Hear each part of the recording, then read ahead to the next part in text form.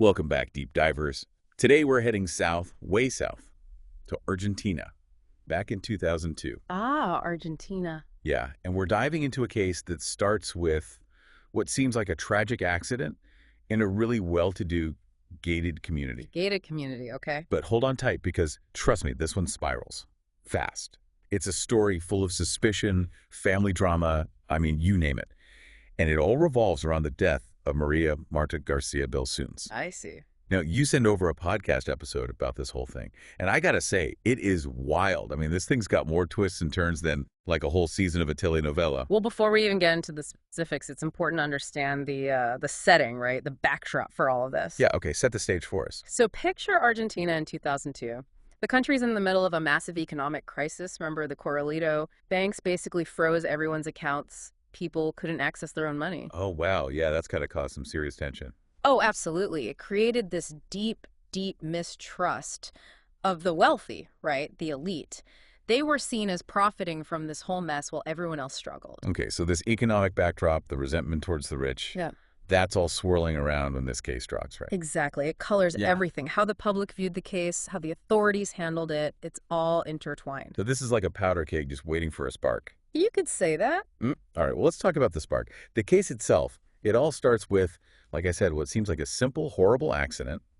Maria Marta is found dead in her bathroom, a slip and fall. At least that's what it looks like at first. Right. Her husband, Carlos, is the one who finds her, calls family, calls their masseuse, Beatrice. Everyone's rushing to help, but, seems like an open and shut case, tragically. See, even in that initial account, something jumps out at me. It's the decision to skip the autopsy. Oh, right. The podcast mentioned that. They just kind of went straight to the funeral. Right. Yeah. The family explained it away as cultural norms, wanting a swift burial. And sure, cultural context is important, but to get a death certificate without a proper medical exam? I mean, that's unusual, even in Argentina. Yeah, it does make you wonder why the rush. Was there something else they didn't want discovered? And then there's that whole thingy situation. A thingy. Yeah, this little metal object found at the scene. At first, everyone just thought it was nothing, but then later it's suspected to be a bullet. And on top of that, a second doctor, Dr. Bassi, shows up. He actually notices holes in Maria Marta's skull. Holes. So we've gone from a slip and fall to holes in the skull. Yep, suddenly that accident isn't looking so accidental anymore. And what about this thingy? What happened to it? Oh, they flushed it down the toilet. They flushed a potential bullet down the toilet. Yeah, that's what they did, the family. Now, in their defense, imagine being in that situation, right? Your loved one dies, you think it's an accident, and then suddenly there's this maybe a bullet thing. And maybe it means it wasn't an accident after all. Maybe it's understandable to panic, to want to protect your family, even if it means making some questionable choices. Okay, I get that. The shock, the grief, maybe clouding their judgment. But, I mean, wouldn't you think flushing something like that would make them look even more suspicious? Absolutely. And that's when things really go off the rails. Enter prosecutor Diego Molina Pico. He hears about the irregularities, let's call them, with the death certificate. Dr. Bassi's observations. He's not buying the accident story. So what does he do? Orders the body exhumed. And that's when it all blows up. Because Yes. they find, 5 bullets in her head? Forget slip and fall. This is straight up murder. Talk about a game changer. This delayed autopsy, I mean, it completely changed the direction of the investigation. But, it also potentially messed with crucial evidence. Imagine trying to piece together the events weeks after the fact. It's like trying to solve a puzzle with half the pieces missing. It's mind-blowing. We go from this seemingly open and shut accident to a full-blown homicide investigation. And then, as if things weren't already complicated enough, we have the DNA dilemma. DNA dilemma. Yeah, so the podcast mentions they found 3 unknown DNA profiles at the crime scene, right there in the house. But the family, they refused to give samples, said they didn't trust the prosecutor, hinted at some kind of bias in the investigation. Okay, interesting. Now, I can see how, given the context, the economic climate, the distrust of the wealthy, they might have some genuine concerns about a fair investigation. But on the other hand, refusing to cooperate, it doesn't exactly scream we have nothing to hide. It's like a giant question mark hanging over the whole case. Are they genuinely worried about a biased investigation, or are they trying to protect someone? Maybe even themselves. And the family, they're adamant. They say they knew nothing about a murder, that they weren't involved in any cover-up. It's their word against, well, a growing pile of suspicious circumstances. So who do you believe? It's a classic he said, she said situation, and it only gets murkier from here. Oh, yeah, it gets way murkier. Just wait until we get to Prosecutor Diego's theory about all this. It's doozy. Let's just say it involves money laundering and one of the most notorious cartels in the world. So we're talking about Carlos's trial, right? And one of the key things that came out was the testimony from the medical examiner. Okay, the medical examiner, what did they say? Well, they said that those gunshot wounds on Maria Marta, they weren't obvious at all, not right away. Really? So all those initial actions by the family, the rushed burial, the whole thingy situation, maybe they weren't trying to hide a murder after all. It's possible, right? If those wounds weren't easy to spot, their decision to, skip the autopsy and bury her quickly might have been out of, well, genuine grief and just not knowing, rather than some calculated cover-up. That does make those early actions seem a little less shady. Right. It really shows just how complicated this whole thing is and why it's so important to look at things from every angle. But there was other testimony, too, that didn't paint such a good picture of the family. Oh, like what? Some witnesses said Carlos was acting strangely calm at the scene, almost detached. And that obviously raised suspicions about his involvement. Yeah, I can see how that would be a red flag. Detached, huh? Not exactly the image of a grieving husband. Exactly. And then there were even claims that he tried to pay people off to keep them quiet about things. Whoa. Okay, that's a whole different level of messed up. Right. It just adds to the confusion, makes it even harder to figure out what really happened. So we've got the medical examiner saying the wounds weren't obvious, and then other people saying Carlos was acting weird and maybe even trying to bribe people. What a mess. Yeah, and then you throw in Diego's theory about the whole thing. Oh, right, the prosecutor. What was his big theory again? Super glue. He was convinced the family used super glue to hide the bullet wounds. Super glue? Seriously, Yeah. What, they just glued her head shut? It sounds crazy, right? But that's what he was pushing. And was he right? Did they find super glue? Nope. The whole theory was debunked. It just added another layer of weirdness to an already super weird case. Okay, so the super glue thing was a bust. But what about the family's claims that someone else did it? That whole Nicholas Pacello thing. Oh, yeah, Pacello. That's a whole other rabbit hole. Remember the podcast mentioned he had a pretty bad reputation around that gated community? Oh, yeah, wasn't he accused of, robbing people and threatening them and even hurting animals? Yep, that's him. And the family was convinced he had it out for Maria Marta specifically. Why?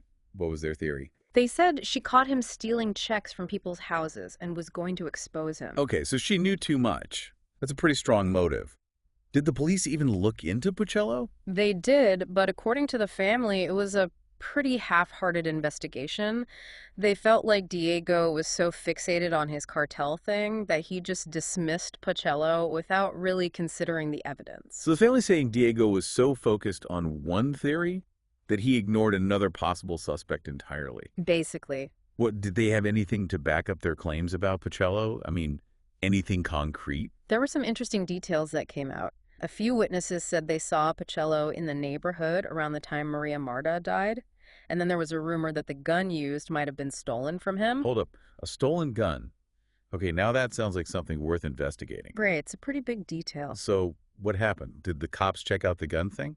It's not clear. The podcast didn't really go into detail about that specific part of the investigation. Man, that's frustrating. It's like every time we get close to an answer, there's another missing piece. So back to Pacello. Did he get charged with anything related to Maria Marta's death? Not for that, no. He did face charges for those robberies in the community, though, but he ended up being acquitted. Acquitted, so he walked. Yeah, at least for those crimes. But here's the twist. Years later, he ends up back in court. But this time, it's for murder. 3 murders, actually. 3 murders. Wow. Okay, things just got a whole lot more intense. Yeah, it's a crazy turn of events. And these murders, they seem totally unrelated to Maria Marta's case at first, but they definitely raised some red flags. So this Pacello guy is now connected to multiple murders. What does this have to do with Maria Marta, though? Well, remember those unidentified DNA profiles from the crime scene? After Pacello's arrest, there was a lot of talk about re-examining that evidence. See if any of it matched him. Ah, okay, so finally, maybe some concrete evidence to back up the family's claims. Yeah, it was a big deal. I mean, if they found a match, it would completely blow Diego's whole theory out of the water and potentially clear the family's name. It was a real possibility. So did they do the DNA test? That's the thing the podcast didn't say. It just leaves us hanging. Another unanswered question in a case full of them. So frustrating. We're left with even more questions than when we started. Well, while we're on the topic of unanswered questions, let's circle back to Carlos's trial.